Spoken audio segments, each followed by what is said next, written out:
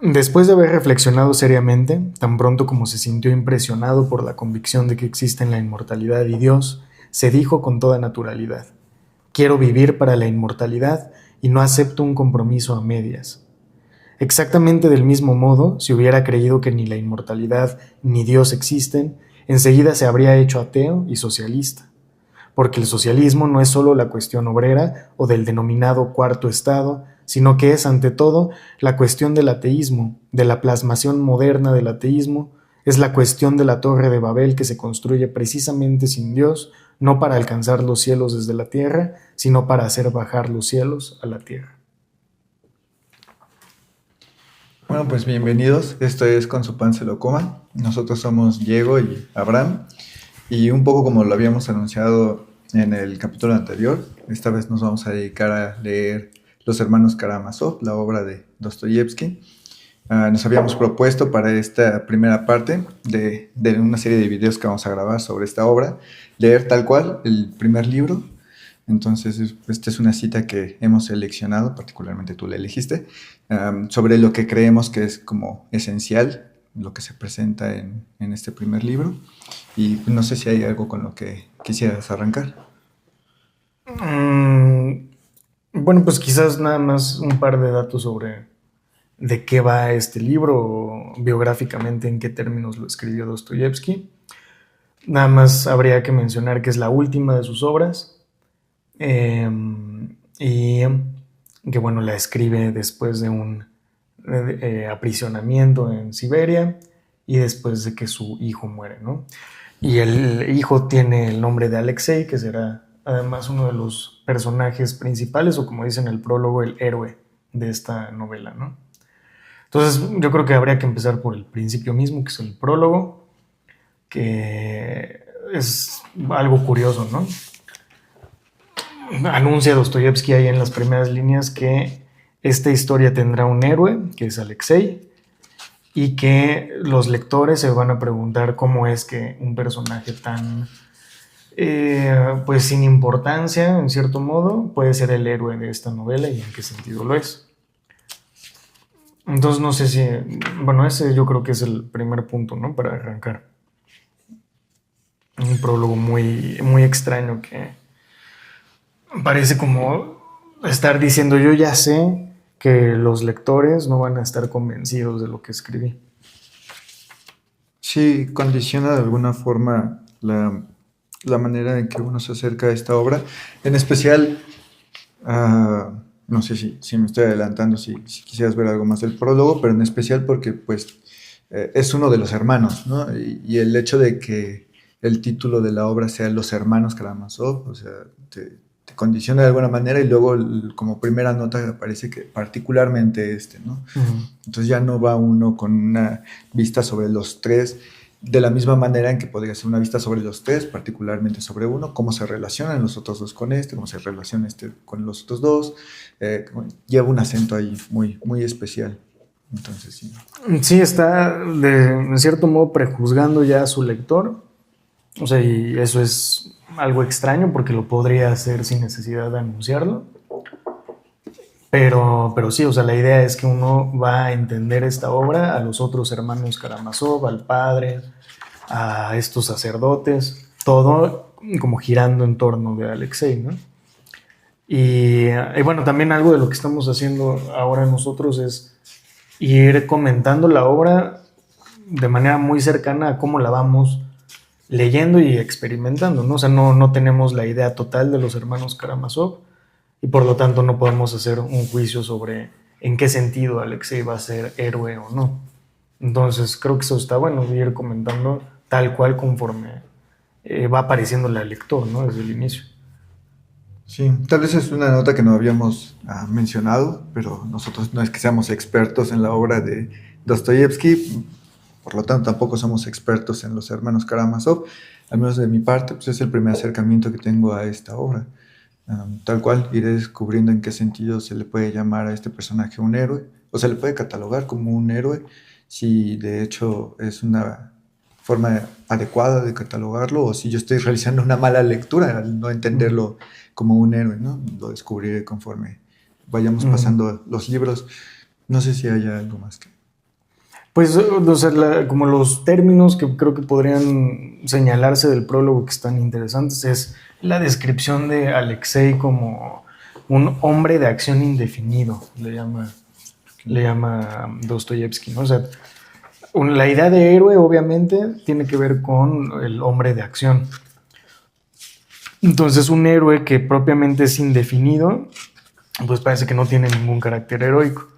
Y esto, bueno, adelanto ahí como mi opinión sobre lo que leímos del primer libro. Pues Alexei configura ahí una especie de rasgos que todos como que están girando en torno a la figura de Jesús, ¿no? Entonces eso me hace preguntarme, viendo el prólogo de nuevo, en qué sentido uno puede juzgar que Jesús es heroico o no. Y además, por cierto, el epígrafe que pone Dostoyevsky a este libro es de un pasaje del Evangelio de San Juan.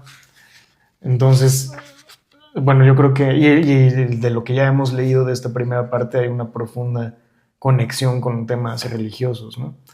Entonces yo creo que vamos a ir atravesando todo esto como, pues no sé, quizás la comprensión que tiene Dostoyevsky del cristianismo también, ¿no?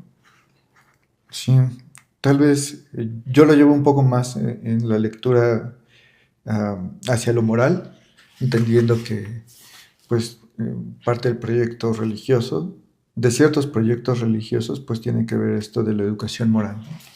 Entonces lo llevo un poco más por ahí, no tanto en lo religioso, pero sin duda no deja de ser interesante cómo se va condicionando la lectura y las cosas que uno puede ir descubriendo, ¿no? A partir de eso. Este, no sé, ¿te gustaría empezar como por el primer capítulo de este primer libro? Sí, bueno, allí otra... O sea, es que no sé dónde meter este comentario, si ahora o después, porque no es un capítulo en particular, pero ya es anunciado desde el prólogo, que es un poco el modo literario que tiene Dostoyevsky de presentar a sus personajes y de ir armando el cuento. Que, o sea, el narrador no... O sea, hasta donde entiendo, vamos a tener un narrador neutral a lo largo de todo este libro, pero su neutralidad va a ser evidenciada como, pues no, o sea, como parcialidad o como que tiene un juicio o algo que tiene que decir el propio narrador al respecto, ¿no? Y en ese sentido, pero eso, no sé, por eso si lo podíamos comentar ahora o hasta después, como que Dostoyevsky dicta muy claramente qué es lo que quiere que sus lectores lean o entiendan. A mí en particular no me gusta mucho eso, ¿no? O sea, si uno lo compara con Tolstoy, por ejemplo, pues los personajes en su modo de hablar, en su modo de actuar, de presentarse, todo, van ellos mismos dando la idea, ¿no? No necesita que el narrador hable por ellos, en cierto modo. Y Dostoyevsky sí hace mucho eso. Sí, no sé si yo diría que habla por ellos, más bien ah, tampoco diría que va condicionando, o sea, claramente va condicionando, pero es algo más, ¿no? El hecho de cómo se mueve la voz narrativa, no solamente presenta las cosas, sino que elabora juicios acerca de las cosas, entonces ya uno va con ese matiz. Ah, Tal vez es uno de los grandes temas que me parece que aparecen en este primer libro. Nada más lo comento así como muy rápido. Hay una voz narrativa consciente que ordena qué va a presentar primero y qué después, y además qué elementos necesita, ¿no? Y eso ya es muestra de que esa voz narrativa va discriminando. ¿Cuál es el criterio? Parece que de entrada es como qué le viene bien a la historia para que tenga esta continuidad, para que el lector pueda ir entendiendo, pero pues, no queda descartado que por ahí tome alguna partida por alguno de los hermanos o algo así, en la medida en la que ya nos anunció que está consciente de que está ordenando la estructura narrativa, ¿no? La historia misma que se va a contar. Sí, porque además, si entiendo bien, el narrador está diciendo, yo voy a contar en la primera parte en la primera parte de esta historia, los antecedentes. Y es un poco lo que hemos leído en el libro primero. No sé si continúe hacia el libro 2, pero es como el contexto familiar de los hermanos Karamazov, etcétera. Pero después hay un acontecimiento que, bueno, ya lo sabemos, aunque en el libro 1 no está escrito, pero hay un acontecimiento del cual va a tratar propiamente este libro, ¿no?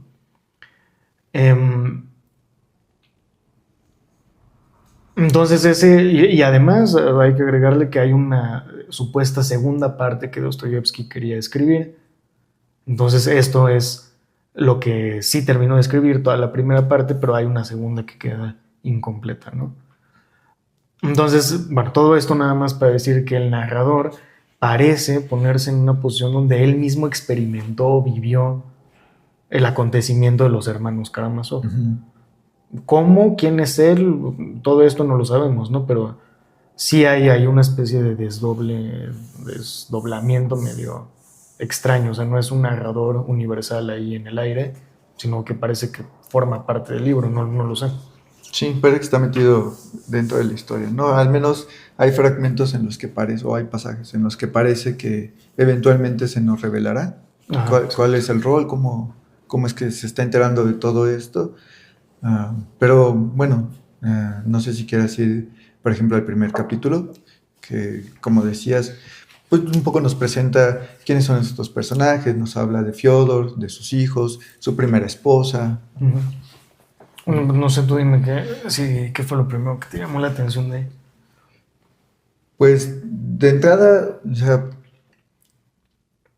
pensando en que venimos de un apartado en el que nos hablan de Alexei, y bueno, sí, pero primero vamos a hablar del padre, ¿no? Entonces, ya de ahí te habla que no, un poco que el germen de la historia de Alexei no está en el mismo Alexei, sino que está en relación con el padre, ¿no? Además, una cosa curiosa porque Alexei es este personaje que tiene este vínculo con la religión, con la espiritualidad, también de alguna forma este guía, no sé si tenga una figura ahí paterna, entonces como que está esa tensión, ¿no? Y parece un poco claro porque también sus otros dos hermanos, Dmitri e Iván, también por ahí tienen una relación con su padre. No sé si podríamos entender a los hermanos sin el padre, al menos desde esta forma de presentarlos queda patente por qué es necesario, ¿no? Pero ya uno está condicionado en que va sobre un personaje y hay que hacer una pausa para ver la genealogía.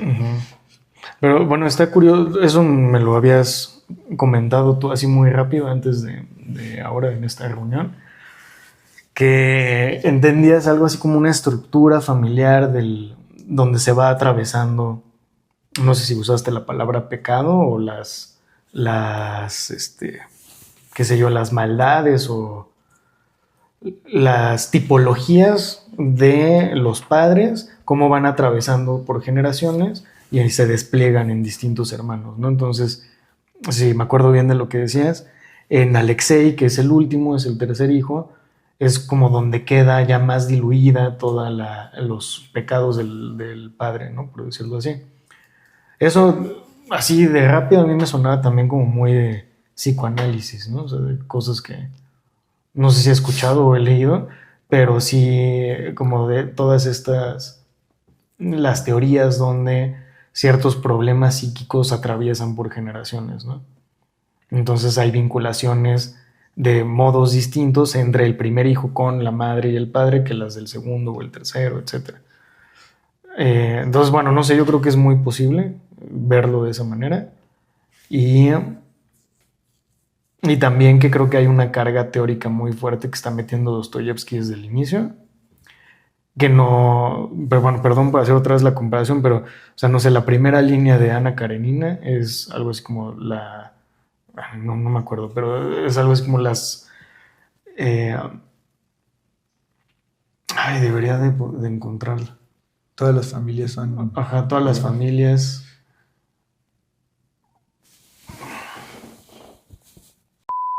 Ajá, bueno, entonces la primera línea de Ana Karenina es: todas las familias felices se asemejan.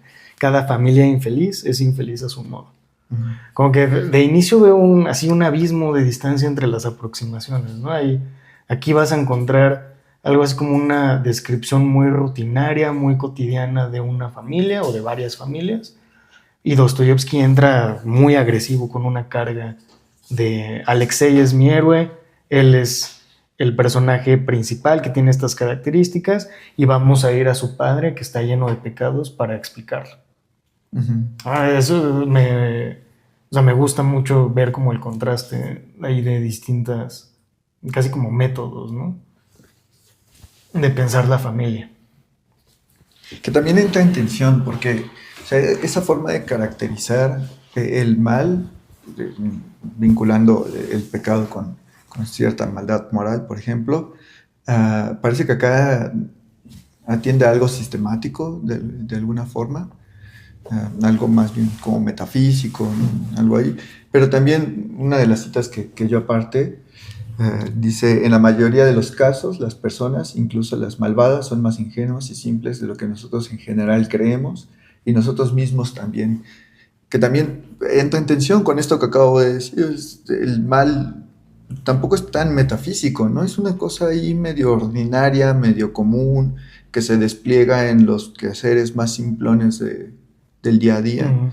Entonces, pues sí, deja ahí un poquito esa tensión. Al menos a mí me llamó un poco como para ir sondeando este tema a lo largo de los capítulos, ¿no?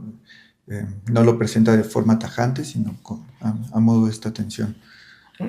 Bueno, yo tomaría esa idea también como quizás el hilo principal de lo que leímos hoy, ¿no? Ese es o sea, de hecho yo creo que es el gran tema. No sé si lo vaya a hacer de esta novela, pero creo que sí es de lo más importante para Dostoyevsky, ¿no? O sea, lo único que yo he leído, además, ahora que estamos haciendo esto, es Crimen y Castigo. Y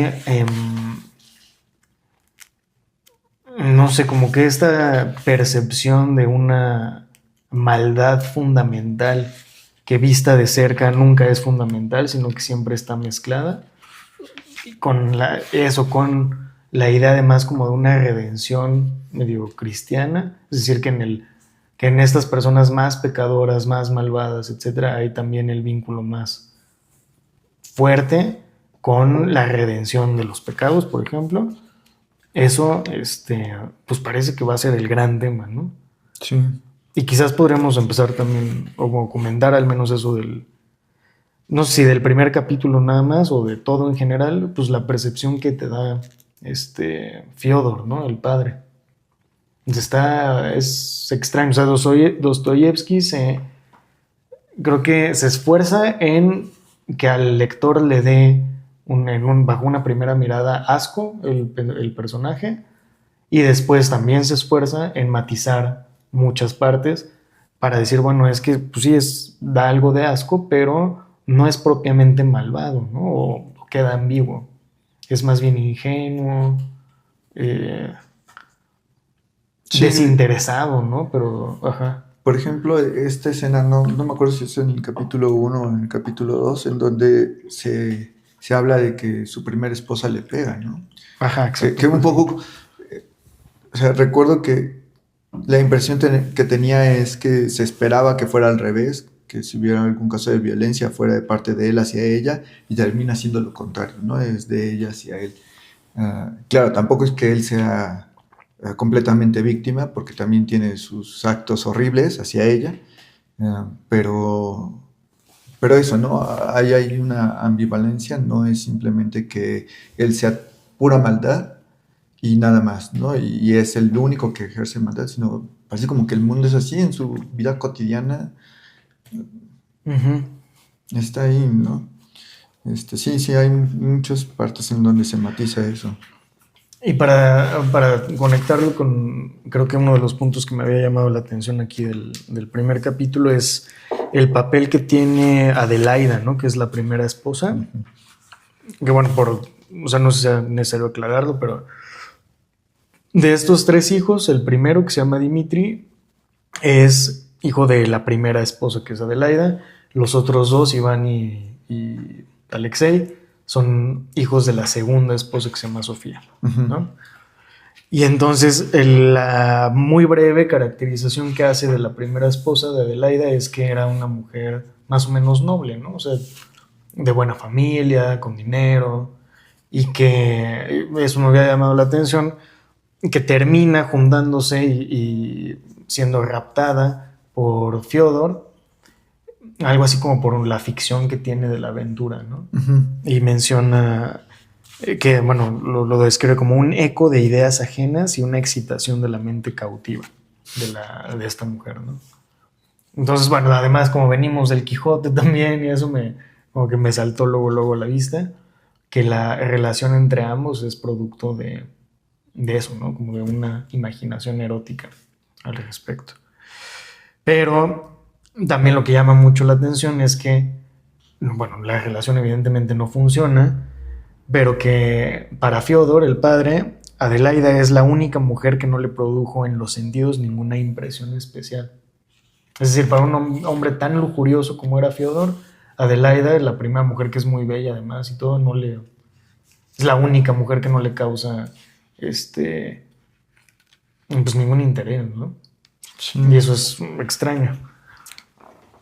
En especial porque Adelaida es presentada como, o sea, en algún momento se llega a mencionar que se avienta de un peñasco y refiere a la imagen de Ofelia, ¿no? De Shakespeare. O sea, es una mujer leída que además entiende este juego de las pasiones y demás. Y si hay, podría pensarse que si hay un terreno en el cual se puede dar toda esta lujuria de Fiodor y el erotismo y demás, pues parece que Adelaida es un personaje idóneo para hacer explotar esta otra parte, pero no sucede, ¿no? Así como que Fiodor es demasiado vulgar para poder llenar la ficción literaria de Adelaida, ¿no?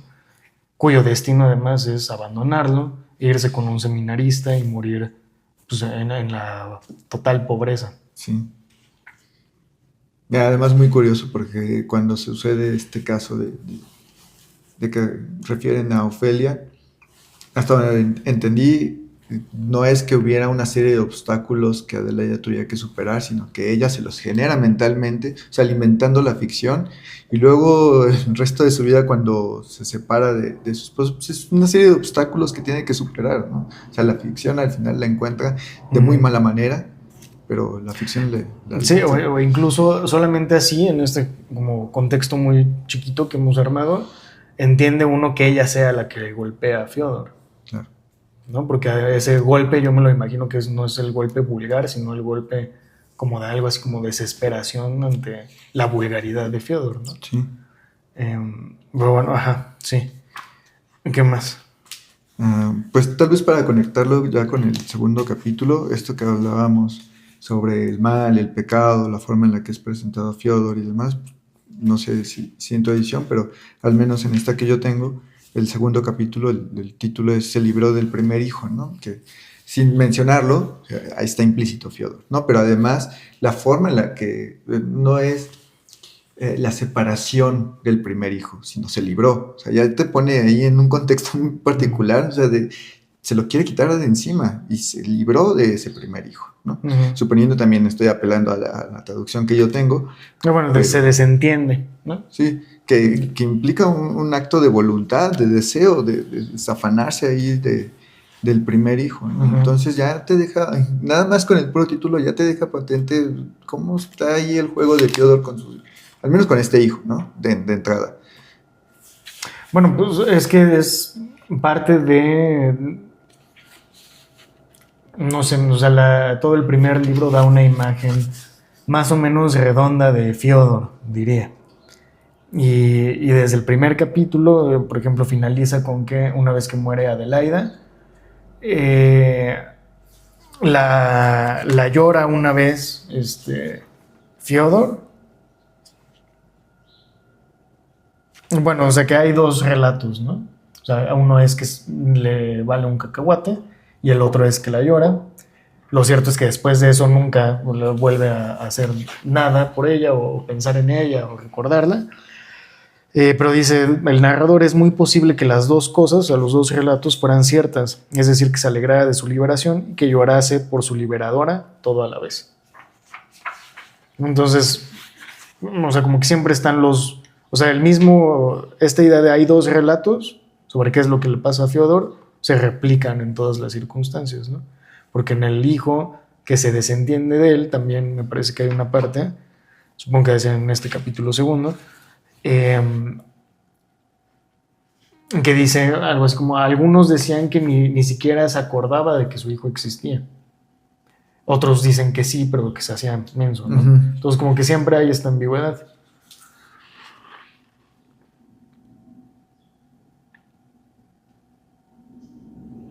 También es de destacar que yo ahorita que hablaba sobre el título de este capítulo, um, que parece que se presenta la voluntad y el deseo, ¿no? Y la consecución o la obtención de eso que estaba buscando Fyodor, pero también el capítulo va sobre el hijo, pues, o sea, no solamente es de cómo consigue librarse del hijo, sino te plantea, o sea, te deja un perfil muy específico del hijo, ¿no?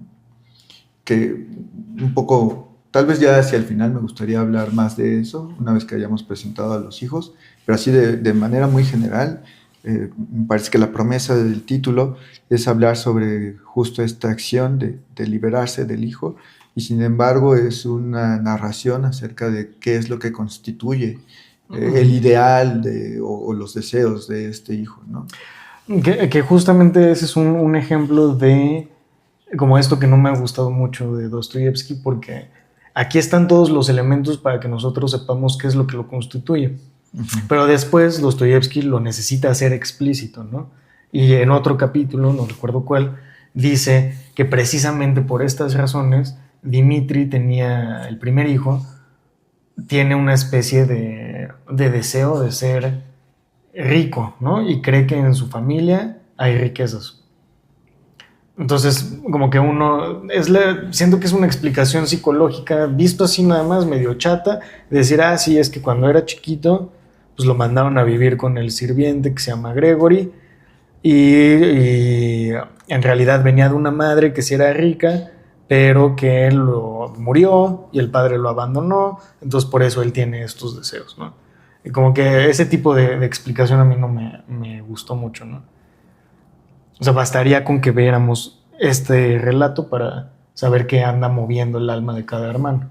Sí, o sea, la escena en la que él se pelea con su padre y incluso considera que el padre le está engañando, ¿no? De la fortuna que ya se gastó y no hay más. Con esa simple escena en la acción se podría ver que hay esa tendencia del hijo por buscar la fortuna, ¿no? Y luego viene el juicio en donde nos aclaran que sí, que de hecho es así, ajá, ¿no? Sí. Es como una confirmación para el lector de, bueno, si estoy leyendo como parece que... Como debo... Ajá. O sea, está ahí la vía.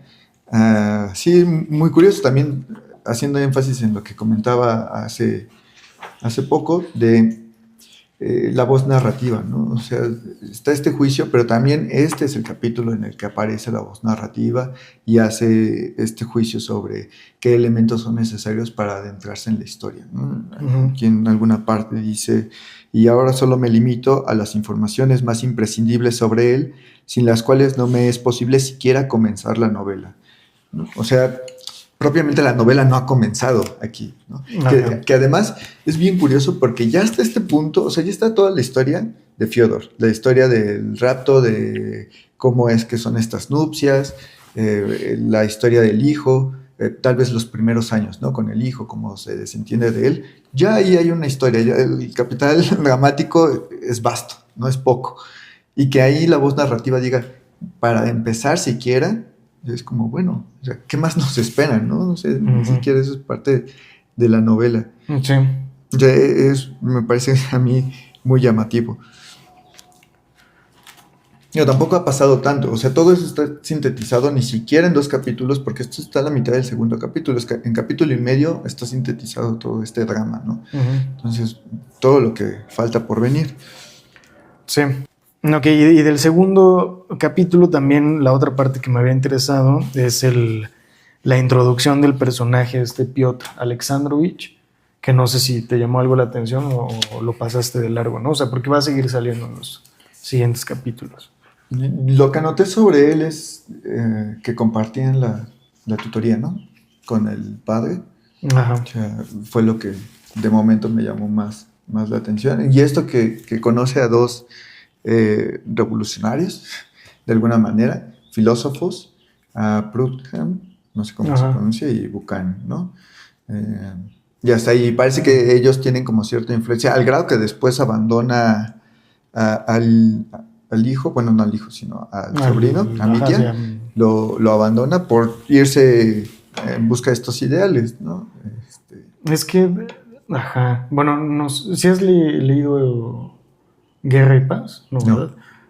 Bueno, yo tengo la sensación, la verdad no sé, pero como que todo el fenómeno de Rusia dividido en oriental y europea y el contacto con Europa, así, por ejemplo Francia en específico, es todo un asunto que desestabiliza mucho la sociedad rusa, ¿no? Porque la presentación que hacen de este personaje es como, bueno, es el típico ruso ilustrado, Uh-huh. que anda en París, anda escuchando a todos los revolucionarios y cuenta con mucho orgullo que él estuvo en las barricadas de la revolución y viene toda esta ilustración europea francesa a penetrar a pues, las clases nobles rusas y eso tiene un impacto importante, ¿no? Pero lo que muestra aquí Dostoyevsky con cierta, pues bueno, no malicia, pero no sé, como que quiere meter ahí el juicio es que este ilustrado burgués que está buscando eh, pues la emancipación humana y todas las ideas ilustradas, en realidad le importa un cacahuate el niño también, ¿no? Uh-huh. O sea, él llega con este humanitarismo a salvar al pobre Dimitri que tiene un papá borracho, pero en realidad lo abandona a la menor provocación. Entonces ahí queda muy bien plasmado también esa actitud con la que Dostoyevsky parece que está viendo, ¿no? La influencia europea. Sí, sí, quiere alguien pensar en los niños. Bueno, eso era lo único, ¿no? Que quería mencionar y creo que se va evidenciando una y otra vez en los otros capítulos con ese personaje. Y no solamente en ese personaje, o sea, es un tema recurrente lo que decíamos, ¿no? Esto de la figura paterna y sobre todo la ausencia de la figura paterna, ¿no? Por un lado tienen a su padre que los abandona y luego aparece este tío que también a la primera los abandona, o sea, cada uno por sus motivos y pues ahí está, ¿no? Esta especie de como de ambivalencia. Y que también de nuevo vuelve a dar ciertos elementos para ver cómo se constituye Dimitri. Bueno, ahí no estoy tan seguro, pero yo creería que también la influencia de ese tío marca algo en él, ¿no? O sea, de los tres hijos sería el más burgués en ese sentido. Uh-huh. Más arrojado, bueno, también entendiendo de esta forma burgués, ¿no? Pero más arrojado a las pasiones. No sé si en cuanto a su posibilidad, también es un personaje que está exigiendo su herencia, Uh-huh. justo para dar rienda a sus deseos, a sus Uh-huh. pasiones. Sí, bueno, no, o sea, lo dije, pero creo que no tenía muy claro qué estaba entendiendo ahí por como el más cercano al burgués, pero no sé, como de ejemplo experiencial, si me preguntara cuál de los tres hijos le encantaría vivir en París, sería Dimitri, Sí, ¿no? claro. O sea, el segundo está metidísimo en los estudios y Alexei trae otra onda muy, muy por aparte. Bueno, ok, ajá. Sí, pero además, o sea, no es casualidad que sea París, ¿no? O sea, pensando en esto de la sensualidad y todo lo que tenga que ver con las pasiones, Uh-huh. claramente reflejado en esta ciudad.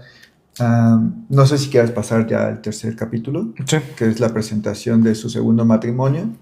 Aquí es donde aparece Sofía y donde se llega a hablar sobre los otros dos hijos, que son Iván y Alexei. Particularmente se habla de Iván, ¿no? No sé si quieres empezar con algo. O sea, lo único particular que me llamaba la atención de este capítulo tiene que ver con Gregory, el criado, ¿no? Que va recogiendo a los hijos. Pero no sé si quieras hablar algo sobre Iván antes. O...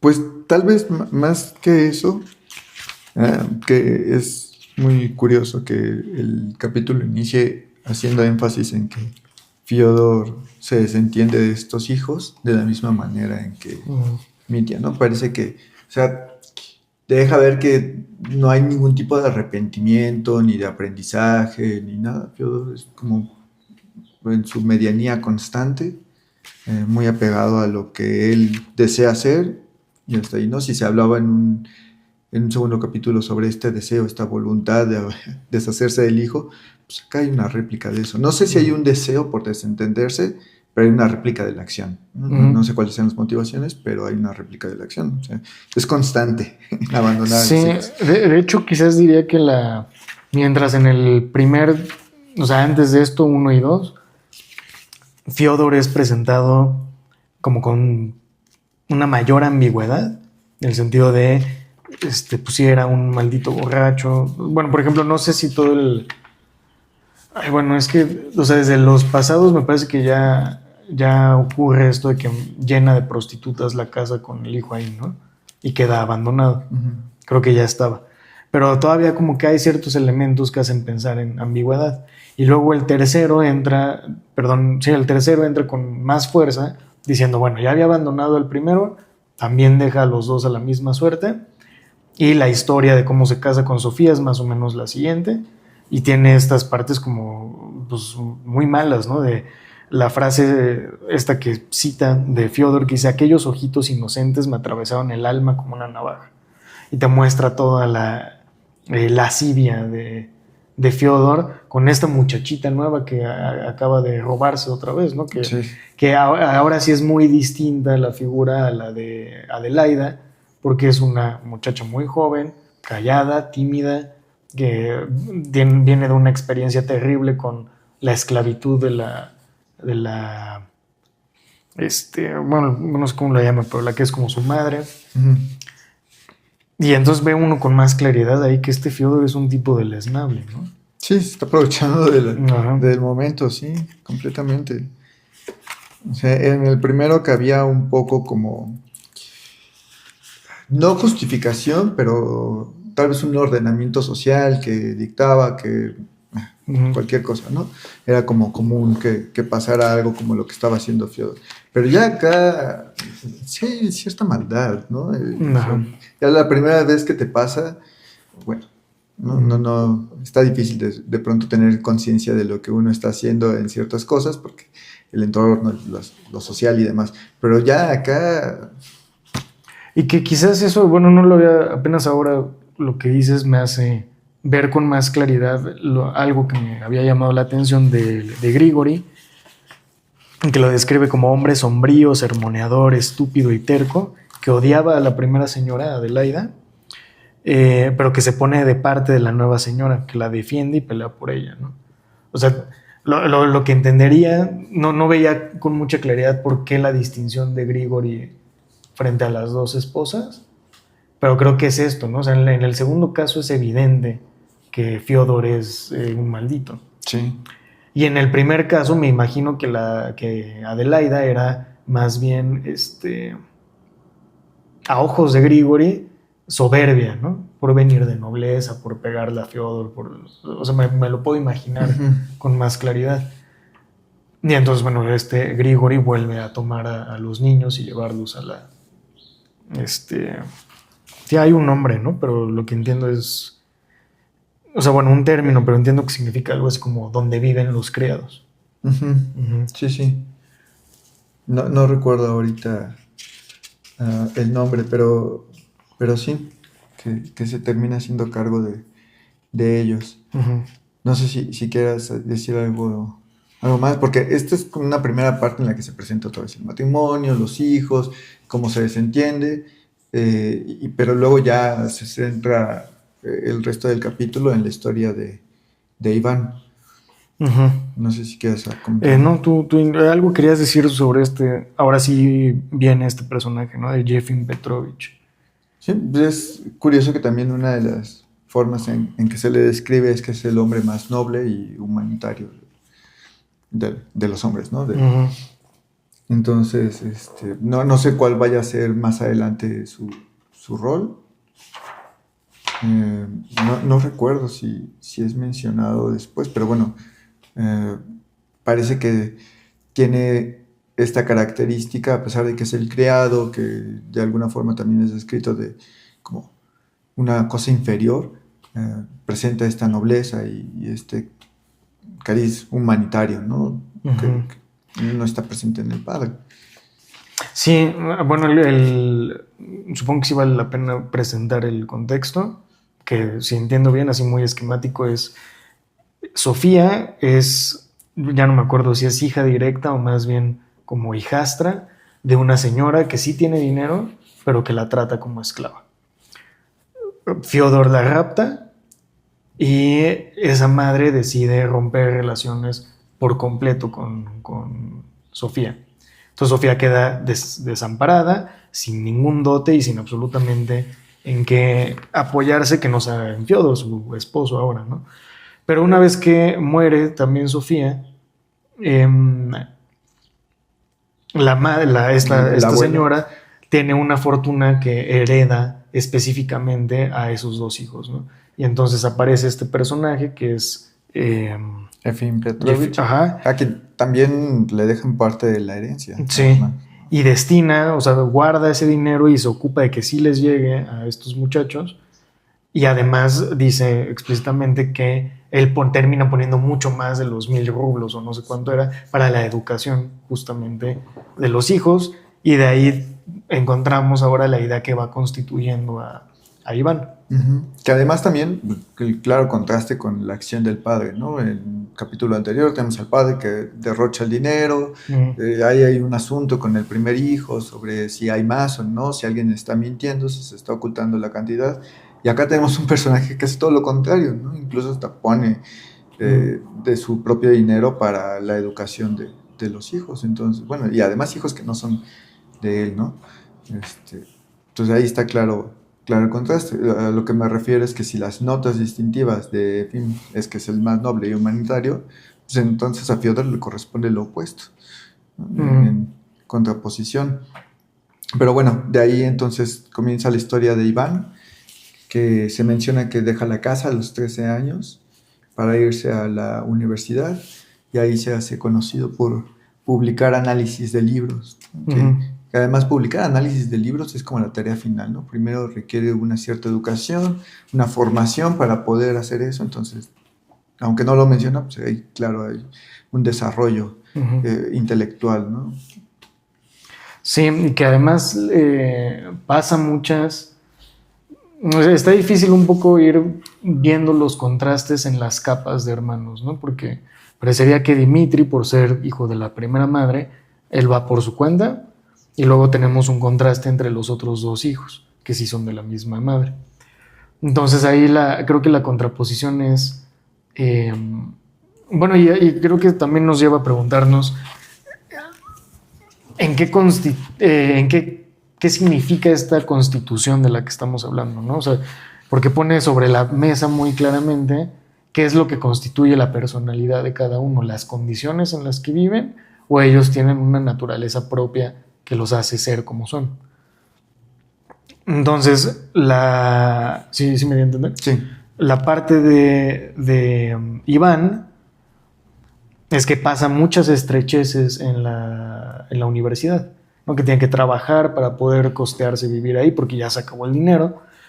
Y en fin, que la sufre mucho, pero tiene este impulso de seguir estudiando y entonces en cierto modo lo logra, ¿no? Y en contraposición con Alexei, que ya hablaremos más de él, pero como que él no tiene ningún problema con las estrecheces, ¿no? O sea, no es que viva mejor o sin estrecheces, pero no le importa de la misma manera que le importan a Iván. Sí, que también el modo de vida le requiere menos, parecería, ¿no? Que sí. También. Pero sí estás de acuerdo que se va jugando un poco esto, Sí. ¿no? De qué naturaleza trae cada uno atravesada por las condiciones que cada uno vive, ¿no? De ahí, por cierto, o sea, siguiendo con ese argumento, de ahí que fuera tan desconcertante que una vez que adquiere la fama publicando, se va a buscar a su padre, ¿no? Y además que parece llevarse bien con él, o sea, sí. Uno pensaría que sería todo lo contrario, incluso los personajes mismos se asombran. Sí, porque es muy educado y sí. Como naturalezas completamente distintas y sin embargo parece que afines. Hay algo que rebasa, ¿no? Estas condiciones. Incluso se llega a mencionar que Piotr es uno de los más sorprendidos Y también, pues esto de que establece correspondencia con Mitya, con Dimitri. Está curioso porque no establece correspondencia con su hermano directo, ¿no? Sino con su medio hermano. De hecho, ya más hacia el final de este libro aparece que Alexei está algo desilusionado de que él no tiene una buena relación con Iván, ¿no? Sí. Y que parecería... Esa parte está muy interesante porque... O sea, en realidad quien tiene mayor distancia es Dimitri frente a los otros dos hermanos. Sí. O sea, podrías decir, bueno, el Iván, que es el estudiado, tendría de qué hablar y tener buena relación con Alexei, que es el espiritual. Pero en realidad chocan en términos de ateo, erudito, contra espiritual, en el sentido de estoy buscando en qué iglesia meterme. Sí. Ajá. Bueno, eso está... No sé si con eso también quieres entrar ya al capítulo. Al sobre cuarto Alexei. capítulo, sí. El tercer hijo. Alexei. Pues de entrada, una de las primeras cosas que se menciona es este guía espiritual, ¿no? Que parece que juega un rol muy importante en la vida de Alexei. Primero es presentado así sin más, entonces es mencionado. Ya conforme se adentra uno en la historia de Alexei, se dan un poco más de notas sobre este personaje, tanto así que después el último capítulo es completamente sobre estos guías espirituales. Uh-huh. Pero bueno, se menciona de Alexei que es una persona bien recibida desde niño, que a donde va encanta a todos, es como muy cautivante, una naturaleza un poco más amable, en el sentido de que es fácil amarlo, pareciera. En contraposición con, por ejemplo, con Dimitri, que en tanto que se deja por las pasiones y demás, parece que es una forma de ser un poco más brusca. Uh-huh. También parece que Iván, pues cierta intelectualidad y demás lo hace tener una posición más firme, no sé, me parece que es un carácter mucho más complejo. Y luego está Alexei, uh-huh, que es abrazable, ¿no? De alguna forma. Uh-huh. Que ahí también... Bueno, obviamente debe ser porque es el personaje de Dostoyevsky, pero se ve que el autor pues, tiene problemas para lograr encuadrar a Alexei, ¿no? Porque muchas de las descripciones tienden a hacerlo como un niño y hombre que está muy retirado del mundo, en el sentido de muy desapegado de las cosas humanas, ¿no? Del mundo. Entonces, luego tiene que aclararnos el mismo autor o el narrador que no por esto debemos pensar que era un tipo pálido, frío, como un personaje sin chiste, ¿no? Porque en realidad más bien era, como dijiste tú, abrazable o con cierta luz en el rostro, etc. Entonces, siento que como lograr conciliar ambas versiones o encuadrarla de tal manera que den el clavo, le cuesta trabajo a Dostoyevsky y por eso tenemos como muchos elementos difíciles de armonizar. Sí, no sabría si estoy de acuerdo en que le cuesta trabajo, porque también lo que decíamos hace rato, ¿no? Hay una voz narrativa que intencionalmente está haciendo, entonces no sé si intencionalmente pareciera mostrar que cuesta trabajo, ¿no? También un poco lo que hablábamos hace rato hay algo que parece que se diluye con cada uno de los hijos. Acá tenemos al segundo hijo del segundo matrimonio, ¿no? Lo más relegado de lo relegado, en este sentido, ¿no? Tal vez por eso esta naturaleza, no sé si imperiosa del padre, como muy, muy clara que ha quedado en los primeros 2 capítulos, parece que acá está muy diluido. Incluso, o sea, en el primero podemos entender a Dimitri peleando el dinero con el padre. En el segundo podemos ver esta dualidad en las naturalezas, uno muy intelectual, el otro medio silvestre, que al final parece que compaginan, y luego está, como decías, Alexei, que parece que está en otra cosa, está uh-huh, por fuera, ¿no? La dinámica es, aunque sí interactúa ahí con el padre, es completamente distinta a cómo se dan, o sea, hay algo como que permea, pero no de la misma manera uh-huh, en la que ha permeado en los otros. Sí, que bueno, aquí ya introduzco ahí medio mi hipótesis, que es que, bueno, o sea, si uno ve simplemente los adjetivos o el tipo de descripciones que utiliza Dostoyevsky, no sé, voy a dar algunos ejemplos, ¿no? Como eh, amaba al prójimo, no quería ser juez de los demás, admitía todo sin reprobar nada, eh, a menudo se entristecía amargamente, no despreciaba nunca a los demás, ¿no? Se alejaba en silencio, era espontáneo y sin artificio, rara veces estaba alegre, pero era apacible y sereno, nunca temió de nadie. Bueno, o sea, hay un abanico enorme, ¿no? O sea, aquí se ve claramente que es el personaje, porque no encontrábamos eso en los capítulos pasados. Pero a mí me parece que todo esto va coincidiendo una y otra vez como un poco la imagen bíblica de Jesús, ¿no? Y, y en ese sentido me preguntaba yo como, bueno, creo que es el mismo problema cuando si uno intenta determinar si Jesús era triste o alegre. Más bien triste que alegre, sin embargo no triste en sentido oscuro, ¿no? Sino como una tristeza serena o algo por el estilo, ¿no? Entonces, más o menos así fue la forma en la que empecé a encuadrar todo esto que va sucediendo con Alexei, cuya naturaleza es como muy, Sí. no diría luminosa, pero percibible, ¿no? Es un ánimo más apaciguado, por Ajá. llamarlo de alguna manera, ¿no?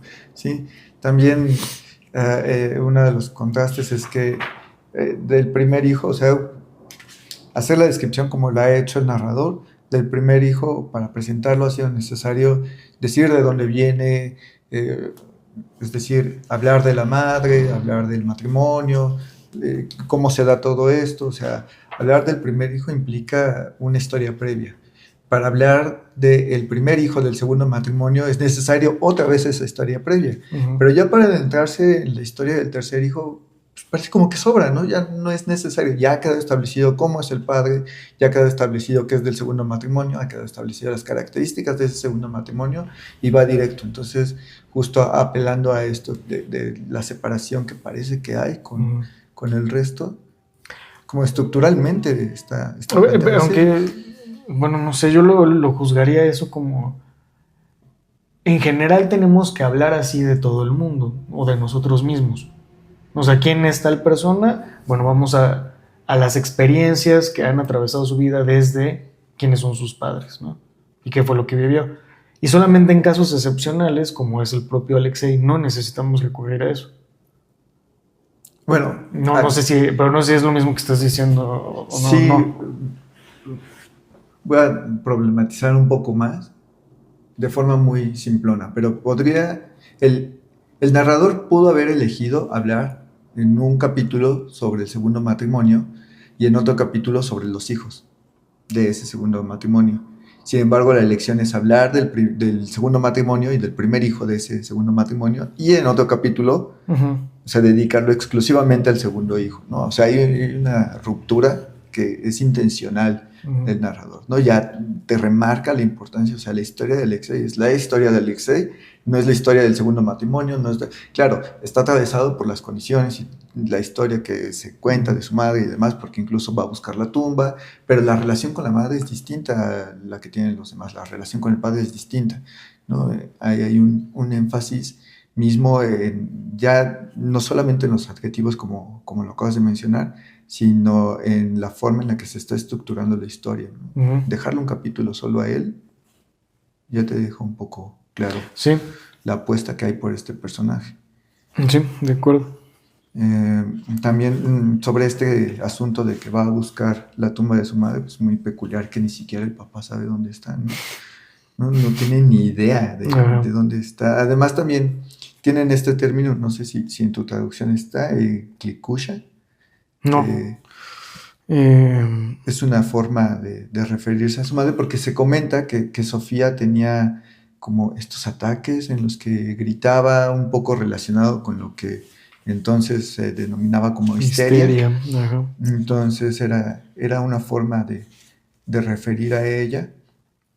que parece que viniendo del padre puede ser una cosa despectiva. Esto es interpretación mía, no es que esté muy explícito, pero parece que si viene de Fyodor, que es un personaje despreciable, es una forma despectiva, pero luego también Alexei la llama Miklikusha, entonces No sé si que será posesa. podría ser, Ajá, o sea, porque no aparece una palabra así, pero ponen entrecomillado posesa, ¿no? puede Debe ser. ser, ajá. Pero bueno, la manera en la que como que reivindica esa palabra, ¿no? Desde el vínculo que tiene con la madre o la forma en la que remite a su madre, es curioso. Que hay unas, no sé, o sea, uno entra aquí con Dostoyevsky como a un mundo metafísico, no en términos más teológicos que filosóficos, ¿no? Porque hay este único recuerdo tan vívido que tiene Alexei es su madre, posesa, alzándolo a la cruz y Ajá. llorando como loca, ¿no? Y además él lo ve en una luz más o menos cálida, eso, y de ahí su conexión, que hay algo espiritual que lo está moviendo. Entonces, bueno, por eso es que te digo que uno entra como a este mundo eh, metafísico en términos teológicos, ¿no? Dicen los que saben que infancia es destino. Ajá, Entonces, sí. bueno, retomando esta idea de lo de que infancia es destino, y ya que hemos pasado los primeros 4 capítulos, que es como la presentación mínima de los hijos, de los hermanos Karamazov, a mí me gustaría pues abordar un poco la diferencia entre estos 3 personajes, ¿no? Una pregunta que yo me hacía era cómo operar la figura del tutor irresponsable como detonador de la desintegración moral, que era algo que ya más o menos había presentado muy al inicio, y es que esta desintegración moral, entre comillas, pues cada uno de los personajes la enfrenta de formas muy distintas. Yo decía hace rato que de Dimitri, lo que hay es como una cosa ahí de las pasiones y de excesos. Eh, una cosa que destaco es que parece que es como una especie de moralidad dionisíaca, ¿no? Está ahí, qué hace bien y qué hace mal depende un poco más de sus pasiones, sus inclinaciones, más que un reconocimiento de lo bueno. Y esto de ir a confrontar al padre porque le debe, porque le está ocultando, no sé si es una cosa que uno tiene muy en mente, de confrontar al padre por asuntos de dinero, pero él se deja llevar por el deseo, pues, necesita los recursos y va y lo enfrenta, e incluso puede creer que el padre le está engañando, ¿no? Es decir, el padre que engaña al hijo no es la figura por excelencia del padre, de un padre bueno, ni es una cosa que uno está dispuesto a conceder completamente hacia la figura paterna. Hay un vicio, ¿no?, que se le añade a la figura paterna. Entonces, parece que por acá está de Dimitri, este exceso pasional, ¿no?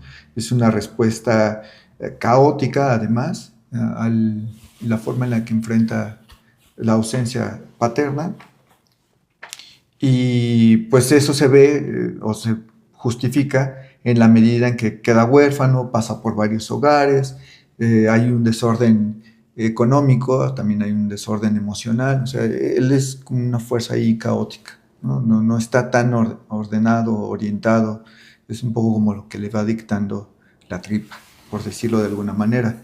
En contraste, está Iván, que es más bien racional, es crítico, se ve reflejado en la labor que tiene haciendo análisis de los textos. Hay una autonomía racional, de alguna forma, como, no sé si como defensa del abandono, pero sí, de los 3 es como el más autónomo.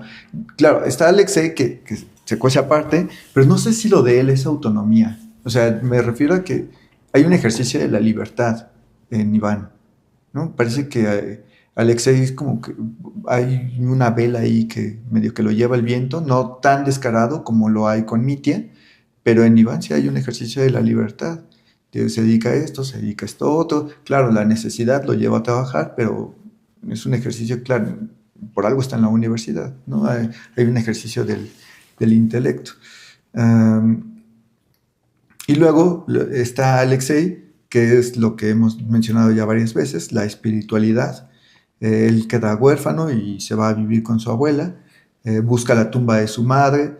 No sé qué tan intelectual puede ser ese gesto o qué tan pasional, pero pues parece que más bien tiene este matiz espiritual, ¿no? Su forma de enfrentar la fractura familiar, por mencionarlo de alguna manera, es tal vez hasta como reparador. O sea, no va a buscar la tumba de su madre. Incluso cuando su padre le dice, no tengo ni idea de dónde está enterrada, no es contestatario. Como que su ánimo va por otro lado. Lo que hemos dicho es más como conciliador. No es pasional, no es intelectual, como lo son sus otros dos hermanos. Entonces, me parece que aquí lo que hace Dostoyevsky es... no sé si presentar diferentes posturas ético-existenciales, por llamarlo de alguna forma, porque claro, o sea, está lo moral, lo ético, pero también hay una postura existencial en eso, ¿no? Y al menos si tomamos como tesis que estos tres personajes, su génesis es una desintegración moral, familiar, es como bueno, la respuesta a este caso son estas tres posibilidades. No sé si hay más, pero nos deja ver estas tres, ¿no? Al menos. Que sí son, al menos a mí me parece que están muy marcadas cada uno de los caminos y deja patente, no qué tanto que pueden hacer, pero sí las posibilidades que cada uno tiene, ¿no? O sea, es decir, una respuesta intelectual la podemos esperar de uno de estos personajes, de los otros dos nos sorprendería tal vez, ¿no? Después de lo que se ha presentado, por decir algo. No sé qué piensas de todo esto. Bueno, esta parte primera de Dimitri con eso, lo que dijiste como dionisiaco, para nada veo por dónde va eso. O sea, bueno, al menos yo no lo pondría en esos términos. Y algo que se me hace chistoso, o sea, escuchando lo que tú dices y también lo que yo he dicho, es que casi es inevitable describir o entrar a analizar estos personajes sin hablar un poco como psicólogo, ¿no? Sí. De las características, el carácter de cada uno de los personajes por X vivencias y todo eso, ¿no? Entonces, bueno, no digo que esté mal hablar como psicólogo, pues en cierto modo tendríamos que evitar eso, pero muestra el suelo y los límites también que tiene el psicólogo, ¿no? Al analizar por qué alguien es como es y qué puede hacer. O sea, aquí hay un suelo de naturalezas con experiencia, ¿no? Y lo que decíamos al inicio sobre esta caracterización del mal. No es un mal metafísico, no es un mal que provenga quién sabe de qué dimensiones, sino más bien es una cosa terrenal que está ahí, como decía Arendt, Sí, en el suelo, ¿no? Como un hongo que lo permea todo. Entonces... O sea, que creo que está muy de la mano algunas cosas que sí. aparecen aquí, ¿no? Si yo hiciera como el mismo esquema que tú acabas de hacer, lo simplificaría más o menos en estos términos. Para mí lo que yo veo determinante, a lo que separa, por ejemplo, a Dimitri de los otros dos hermanos, es que Dimitri es el único que aboga o busca una justicia en términos convencionales. La justicia convencional es lo que me corresponde, según mi estatuto. Entonces, Dimitri es el único de los dos hermanos que cree que juega en un mundo donde a él le corresponde algo, que tiene un lugar. Y eso viene por, bueno, su historia propia de la madre y todo esto, ¿no? Los otros dos están aventados en la pura desposesión. O sea, no buscan nunca una justicia convencional en esos términos, porque de corresponderle a ellos no les corresponde nada. Entonces eso creo que pone una línea, ¿no? Y luego la línea que esa es creo que un poco más parecido a lo que decías, entre Mitya, ¿sí es Mitya? No, perdón, entre Iván y Alexei se podría leer como que Iván tiene un orgullo de lo que uno trabaja por sí Ajá. mismo, ¿no? Y creo que eso sería otra manera de decir lo que tú decías con autonomía. Sí. O sea, en el sentido de Iván puede decir lo que yo tengo, lo que he alcanzado ha sido por mis propios medios, ¿no? Y no solo en términos de he trabajado mientras estudiaba, sino mis propios medios también son mi razón y lo que yo pienso, ¿no? Y la autonomía que me da eso. Entonces, eso, los logros están cimentados en esa autonomía que ejerzo, ¿no? Y el contraste ahí directo es Alexei, que pues o sea, él dice, yo no gano nada, ¿no? O sea, estoy a la deriva y todo, pues así medio leibniziano del mundo es lo mejor que puede ser. Ujú. Y yo en ello no tengo voluntad ni timón con qué dirigir las cosas, ¿no? Entonces esa parte está interesante y creo que se adapta más o menos al juicio, bueno, al esquema o contraposición tradicional de razón contra fe o razón contra intuición, e intuición relacionada obviamente con sensibilidad, ¿no? O sea, hay una novelita de Hermann Hesse que se llama Narciso y Goldmundo, es así como los dos paradigmas, ¿no? Ujú. Y no sé qué vaya a hacer Dostoyevsky, pero normalmente suelen jugar con enfrentarlos, ¿no? Y ver qué límites tiene uno, que normalmente lo supera el carácter de Alexei, de la intuición y la sensibilidad. Entonces, bueno, no sé, esa sería mi versión del esquemita, ¿no? Sí, habrá que ver cómo se desarrolla con los siguientes libros, pero sí, o sea, de que quedan marcados los límites de estos personajes, los contornos, pues ha servido para eso. No sé si eso es a lo que se refería también la voz narrativa, ¿no? Que decía, no puedo empezar sin antes decir esto. O sea, también pues, quedaría preguntar por qué esto no puedo ser caracterizado conforme iba avanzando la obra, porque era necesario que nosotros lo tuviéramos presente. O sea, habrá que ver con qué inicia el segundo libro, que si no hubiéramos tenido esta información, si no hubiéramos podido descifrar a través de sus actos. Un poco pensando en esto de lo psicólogo, ¿no? De lo psicológico, no alcanzan los actos de, por ejemplo, Iván, la diferencia entre los actos de Iván y Alexei, para determinar sus matices, ha sido necesario esta presentación. Todos los actos venideros no alcanzan para eso, es necesario esto, no lo podemos descartar. Entonces, habrá que ver justo cómo se desarrolla con el paso de los libros.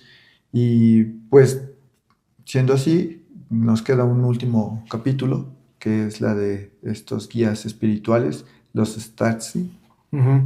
Que igual yo creo que podríamos hacer el puente con el final del quinto capítulo del que estábamos hablando y con la maldad que mencionabas, ¿no? Porque bueno, a mí se me hacía muy, muy llamativa la parte esta donde describen un poco cómo es la relación entre Alexei y su padre, que al principio parece ser muy, eh, pues no sé, como de una contraposición ahí muy aguda, en el sentido de que Alexei es demasiado santo para la vida tan viciosa que lleva Fyodor, ¿no? Entonces la percepción de Fyodor es que pues, su hijo lo va a juzgar y va a ver con muy malos ojos todas las cosas que hace, y en realidad termina siendo más bien que pues, Alexei, como es el que no juzga, terminan por llevarse muy bien y Fyodor le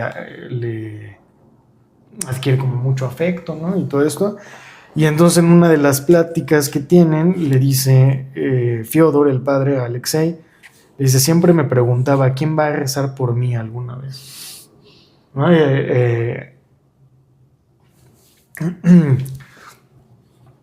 Como que el retrato que está haciendo ahí de esta maldad, que sí busca ser redimida, aunque ella, o sea, bueno, Fyodor en su carácter malvado no puede hacer nada por sí mismo, parece, pero sí puede confiar en que alguien más rezará por él, y para eso viene la redención, por decirlo así, de Alexei, ¿no? Entonces es como, pues no sé, bueno, muy cristiano todo este asunto, ¿no? Como que uno se pregunta qué tan cerca o no está Fyodor de poder ser redimido, si tiene a un santo por hijo como lo es Alexei. O sea, bueno, no sé ahí muy bien cómo articularlo, pero esa es la impresión que me da, ¿no? Por una parte. Y por otra, termina este capítulo con la conversación de los ganchos del infierno, ¿no? No sé Sí. bueno, a mí lo que me llama la atención y lo resumo en esa línea que dice Fyodor el padre, pues yo solo puedo creer en un infierno sin techo.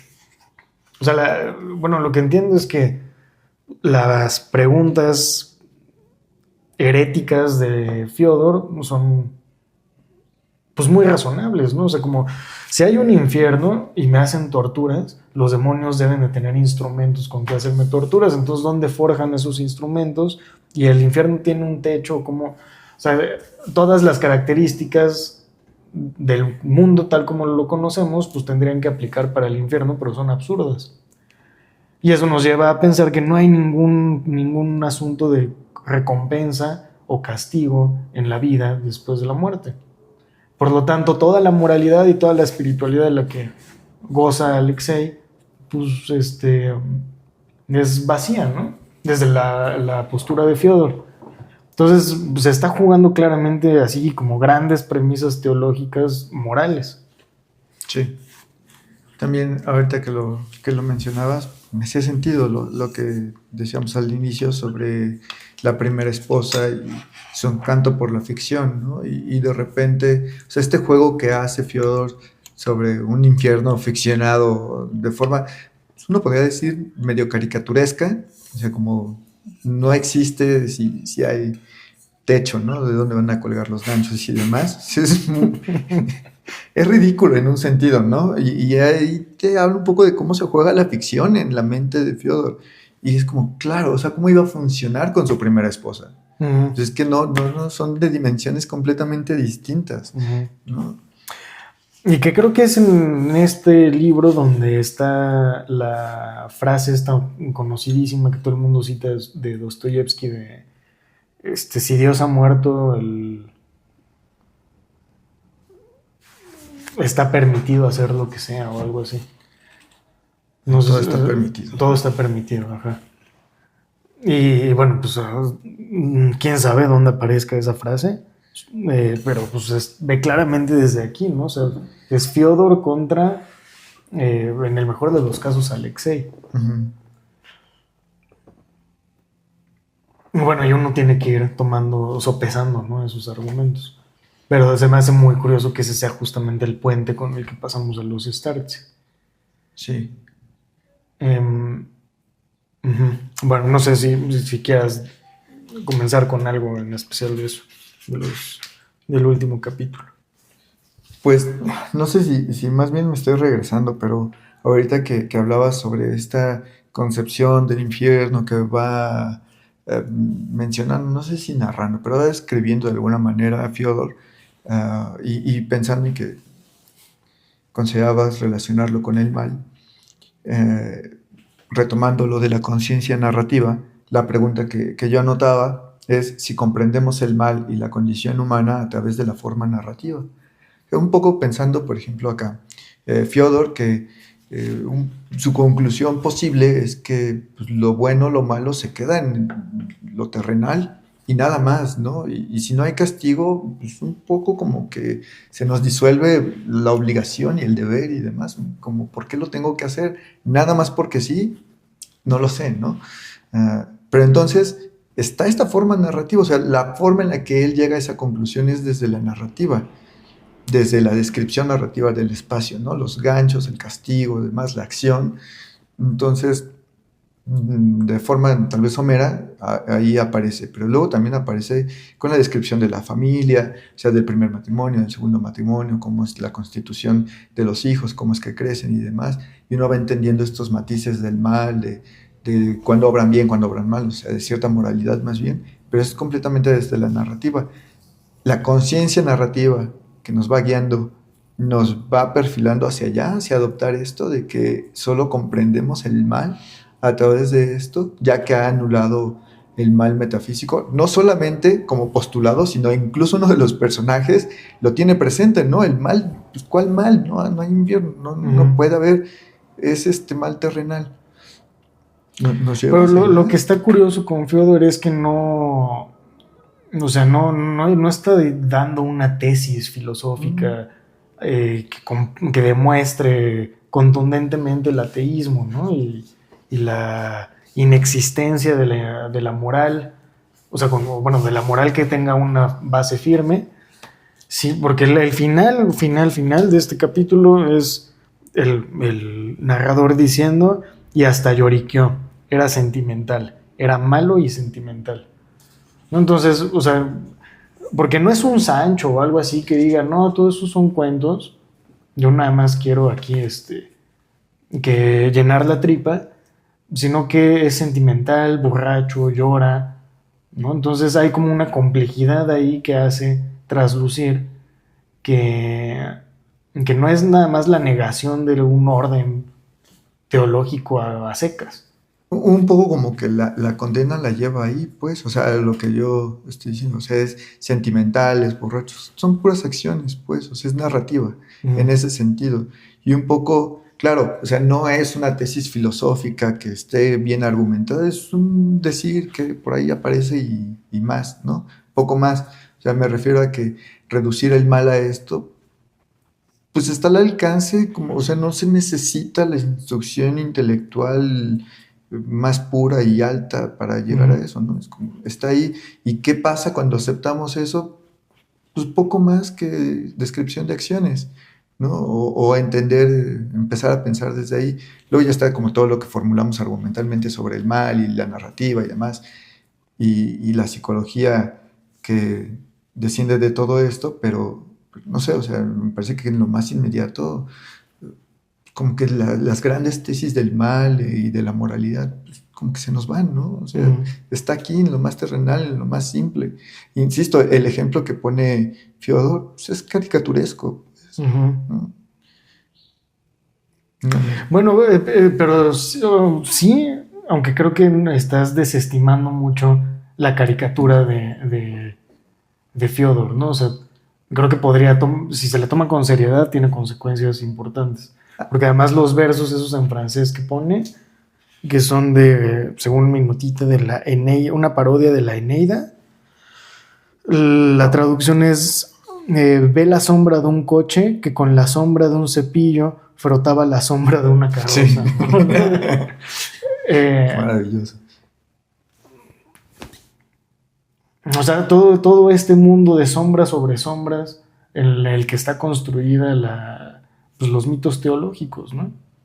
Claro, pero ese nivel de argumentación y de pensar, o sea, está para nosotros, pues, o sea, desde fuera de la narración, pero al interior de la narrativa, pues, parece que es cualquier cosa, ¿no? O sea, claro, lo estoy desestimando, no voy a decir que no, pero tampoco digo que no tenga profundidad. La tiene, pues, pero ese es un agregado. De inmediato lo que está más cerca de la piel es eso. Incluso me hace pensar en la cita que leí al inicio, esta de en la mayoría de los casos las personas, incluso las malvadas, son más ingenuas y simples de lo que nosotros en general creemos, y nosotros mismos también. Y si ese es el caso, pues el mal que hacen, pues también es de la que puede llegar a ser, ¿no? Lo más ingenuo. O sea, no hay una maldad ahí que se filtra y que se perpetúa en el accionar del hombre. Sí, ajá. Sí, ya creo que al final sí vi por dónde vas. Ajá. Ahora, parece que esa es la labor de la voz narrativa en este primer libro. Además de presentarnos lo que yo decía hace rato de las perspectivas y las formas de actuar ético-existenciales de los hijos, ¿no? Además de eso, también perfila un poco esta, no sé si tesis, pero al menos una pregunta, ¿no? El mal está bordeado por lo narrativo. Nuestro acceso es además por lo narrativo. Bueno, pero a ver, ¿puedes clarificar más eso de la narrativa? Porque creo que no termino de entender a qué te refieres. En términos simples es como no hay una maldad, o sea, que exista en algún lado, una figura demoníaca que se haga patente en la existencia humana a través, o sea, que nos esté invitando desde otro lado a actuar en contra del deber o en contra de la buena acción, no sé, del amor al prójimo. No hay tal cosa, ¿no? Y en esa medida también parece que no hay grandes tesis sobre el mal.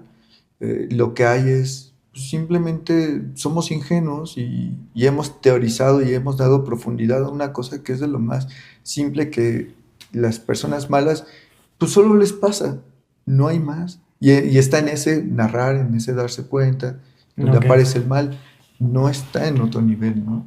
Es decir, pareciera que los actos o la maldad del acto aparece, no sé si por medio de la palabra, pero en el relato, ¿no? Ahí es donde aparece, no está en otro lado, ¿no? Bueno, pero no es lo mismo, eso es lo que me Sí, saca de onda. hay dos. Aparece en la acción, no en la narrativa, ¿no? Pero cuando se le nombra, cuando se le da O ese sea, de cuerpo, hecho aunque creo que no sé, no estamos partiendo de la misma base, por eso es vale, la incomprensión. vale, aparece en su ser, en la acción, ¿no? Ajá. Es patente ahí, pero su dimensión aparece, parece que está mediado por la narrativa, ¿no? O sea, incluso, o sea, a lo que me refiero es cosas que nosotros podíamos creer que son aberrantes, dependiendo cómo sean narradas, podrían disminuir en la forma en la que los tomamos como aberrantes. Como por Ajá, sí, ejemplo, exactamente. Fyodor, Ajá. que parece que es una persona despreciable, de repente es matizada con ciertos aspectos, incluso esta cosa medio de redención que tiene con Alexei, y entonces ya no parece tan aberrante, ¿no? O sea, sigue siéndolo, pero que disminuye. Ajá, ya, eso sí, sí, sí, Sí, tal vez me dio a justo era lo entender. que iba a decir, ¿no? O sea, que precisamente lo que muestra la narración es eso, ¿no? Que se diluye un poco, ese es lo ontológico de la maldad, de... Pero es todavía un paso más allá, no es que se diluya, es que se muestra cómo es. O sea, no tiene esa fuerza que nosotros le hemos concedido, no la tiene. Si le concedemos a la narración, no la tiene. Nosotros se la creemos, pero una vez que la empiezas a ver desde la narrativa, Y no la que hay. no sé si sea un poco el sentido que tiene la idea cristiana de que todos somos pecadores, ¿no? O sea, en el sentido de no, o sea, la luz del todo, Fyodor no es peor que muchos otros que no son a plena vista unos malditos despreciables, ¿no? Que no abandonan a sus hijos, que no son unos borrachos, que etcétera. Y en ese sentido, también la maldad, bueno, lo que yo dije, se disuelve o se muestra más bien, pues, en una mezcolanza, ¿no? De cosas. O sea, si uno se pone a platicar con el asesino que ya se puso borracho y está mostrando sus sentimientos, pues todo cambia. Ujú. Ujú. No sé, me hace pensar, por ejemplo, como en estos ejercicios de gente que va a los ya no llamados reclusorios a hacer podcast con criminales, ¿no? Y de Ujú. repente parece que sus actos malos pues pueden ser justificados por las condiciones sociales o porque hay un tipo de conciencia muy específico y de repente es como, ¿y qué hacemos con el mal, no? O sea, eso, ¿cómo estamos entendiendo los actos deleznables que cometieron a la luz de Pero, esto, pues ¿no? es que, ajá, o sea, y por ahí va todo. Bueno, ya hablaremos sobre eso, ¿no? Sí. Pero sí, o sea, por eso, desde una perspectiva, el cristianismo y la postura de Alexei, por ejemplo, puede ser tan corrosivo para la vida política, Sí. ¿no? Porque si yo no puedo ser juez y nada más Dios es el juez, entonces la maldad se diluye en absoluto, no en absoluto, totalmente, ¿no? Sí. Diríamos en este país, abrimos la carpeta de investigación y ya con eso quedó, ¿no? O sea, que sea lo que Dios quiera. Sí. Pero bueno, no sé si quieras decir algo más sobre los Starcy, que es Ay, pues el bueno, es último. que sí, creo que nos podremos detener, pero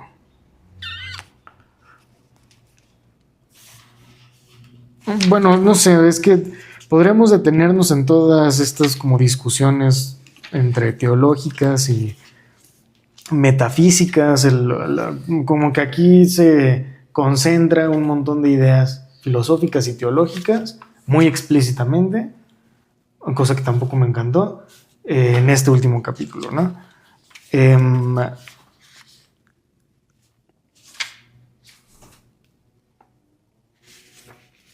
pero bueno, en vez de de comentar sobre lo que ya está ahí en ese capítulo y podría uno checar fácilmente, creía que valía la pena regresar al epílogo este de San Mateo, perdón, de San Juan, que dice: en verdad os digo, si el grano de trigo que cae en la tierra no muere, queda solo, pero si muere, da mucho fruto, ¿no?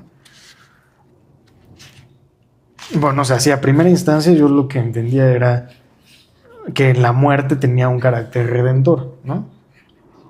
O sea, si uno puede quedar en plena soledad vivo y eso no tiene ningún significado, en cambio la muerte podría hacer resurgir algo nuevo, ¿no? Podría tener un carácter redentor. Y si uno va y busca los versículos a los que está refiriendo ahí Dostoyevsky, el episodio es el de el anuncio que hace Jesús de la glorificación de su muerte, le llaman, ¿no? Uh-huh. La idea, o sea, bueno, él ya va convenciendo a gente de que él es el Hijo de Dios, que hace milagros. De hecho, comienza esto con refiriéndose a... Ay, creo que ya se me perdió el pasaje. A la resurrección de Lázaro, ¿no? Y es Juan 12:24. Uh-huh. Ajá, sí.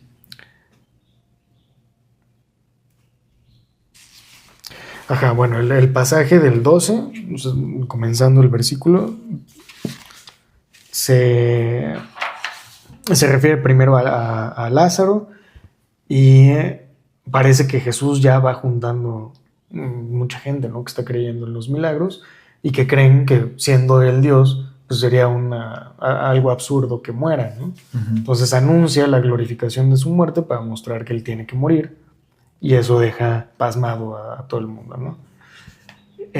Y había un par de cosas ahí que me habían llamado la atención. Por ejemplo, en el primer párrafo ahí del 12,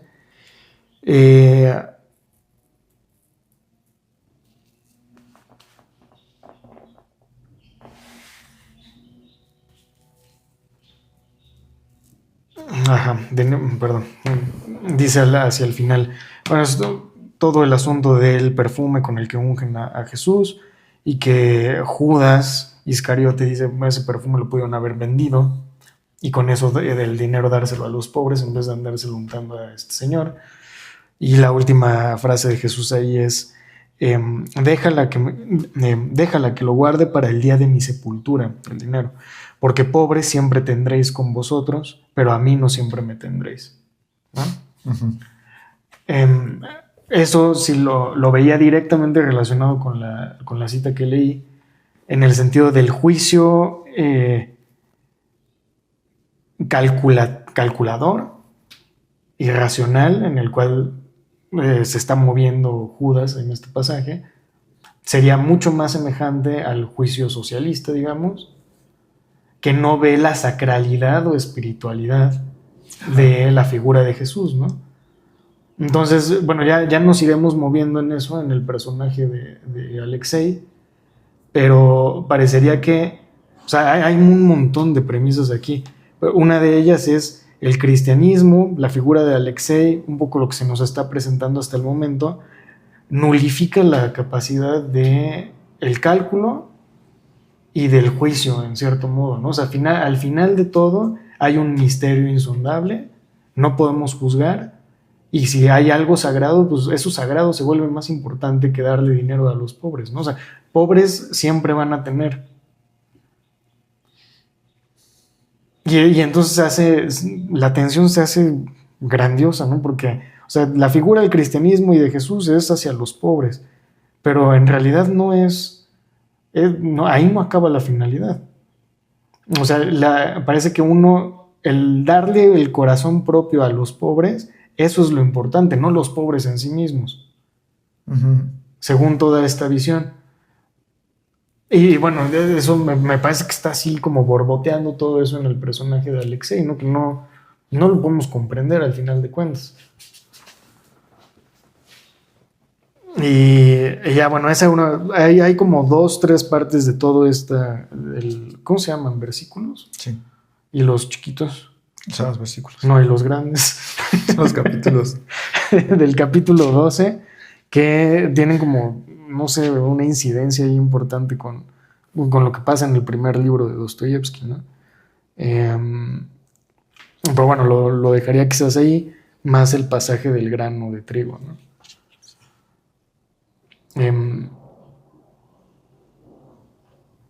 Y planteo así como muy a manera conclusiva para dejarlo abierto en los próximos libros el asunto de si Alexei, bueno, lo repite el narrador, no es una pregunta como tal. El narrador dice, ¿por qué les estoy hablando de todo esto por lo que pasa a Alexei con los sacerdotes en el monasterio y eso? Bueno, porque quiero mostrar que él se unió a ellos primeramente porque era el lugar y las personas que más le causaban impresión, ¿no? Entonces, pues algo así como diciendo, pudo haber sido cualquier otra cosa. Sí, un poco azaroso, ¿no? Fue lo que le apareció, que le llamó la atención. Ajá. Pero no hay un llamado, pues. ¿Hay o no hay? Dijiste. Yo pensaría que no hay un llamado. Ajá, no, como que el llamado va de él hacia afuera, pero Sí. no de afuera hacia adentro, ¿no? Y hay algo en lo cual lo tiene que fijar. Pero pues eso, pues bueno, no sé, Alexei va a pasar por más transformaciones, ¿no? Según hemos escuchado. Pero no sé, o sea, como que esa espiritualidad puede concretarse en cualquier cosa. Ok, sí, concuerdo. Siento que al menos por mi parte no tengo mucho más que agregar de ese último capítulo. No sé si hay algo con lo cual quieras hacer. O sea, si tuvieras que cerrar con algo, ¿con qué sería?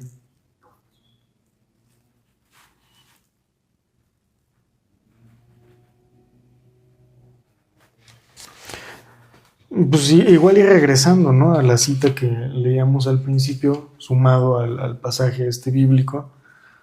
O sea,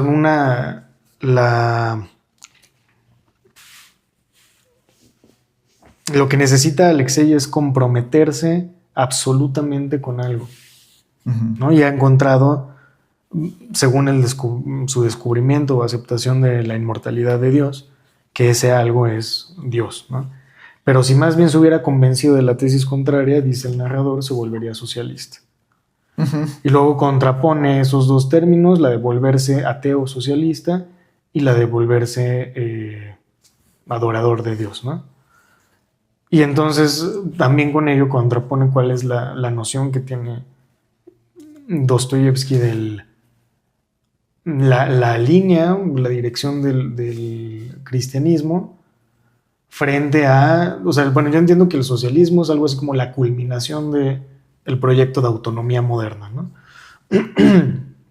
Y cómo serían esas dos cosas absolutamente divergentes, ¿no? Una vive para el reino que no es de este mundo y la otra quiere hacer que el reino de este mundo sea fabuloso, ¿no? Y ya, bueno, con eso me quedaría, ¿no? Al final del libro. Definitivamente la tuya estás jugando en otra liga. En conclusión, mucho más sencilla, también por los intereses, ¿no? Una cosa que hemos visto en otras lecturas que hemos compartido, pero también porque la tuya está mucho más abierta, ¿no? Tu conclusión es con mira a los siguientes libros. La mía está como mucho más cerrada y mucho más simple. Me quedo con la impresión de que no hay una vida de los hermanos Karamazov. Lo que hay en todo caso en el texto es una interpretación de la vida de los hermanos Karamazov, ¿no? Está mediada y habría que ver qué tanto podemos quitarnos esa mediación o de plano es nuestro único acceso a lo que hay, ¿no? Y con eso me refiero también... Siempre tan literario el asunto.